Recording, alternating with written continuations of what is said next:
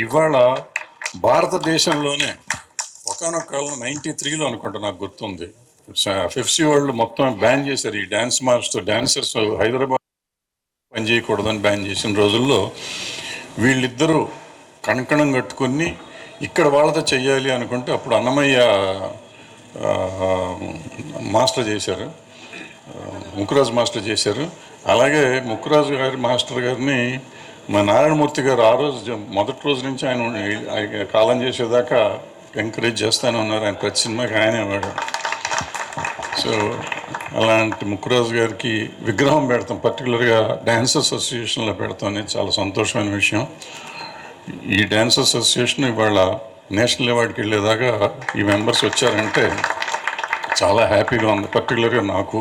ఎందుకంటే ఈ ఫెడరేషన్ ఉద్భవించి ఒక స్టేజ్ వచ్చిన కాడి నుంచి నేను ఇక్కడ ఉండి ఇవాళ ఈ పిల్లలందరూ వచ్చారంటే పైకి వచ్చారంటే చాలా సంతోషం.